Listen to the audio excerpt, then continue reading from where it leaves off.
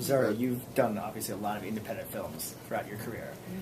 Even though this is obviously Marvel, but with the Netflix aspect to it, was there a sort of an independent feeling on set, kind of like we're taking all this time to really tell this story and not just rush it and really give you a lot of freedom as an actress?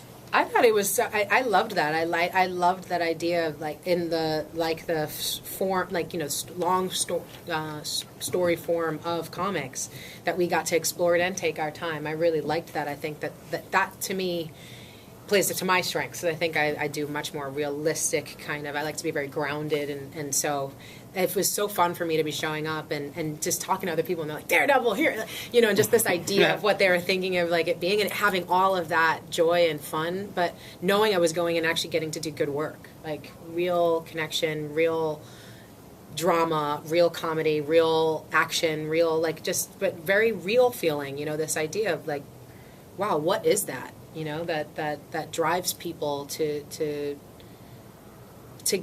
not take the easy route. Like who does that, and why does it look so scary? Why this hero is doing things that makes you cringe and feel uncomfortable, and this bad guy is actually someone who I sympathize with. Like it gets very confusing and gray, and I like that because again I not just independent film, but I do a lot of stuff in activism and awareness building and stuff, and that's the part that I always try to show people. It's very compelling. It's not. It would be so easy if evil looked like somebody in the corner with the mustache going like, it would be eradicated from our planet if it was so simple. And so it's not. It's much more complex, and people. There's a lot of choices to be made all throughout, and I think that's going to be really fun for people. That's what you get to explore in a show like this, where it's not just fast action, just jump into the spandex, kill the bad guy, and have the nice big silhouette moment. It's like there's stumbling and falls, and I'm sure the blooper reel is going to look amazing. And did you feel that way too? That there was a lot of freedom for you as an actor on set to create this character.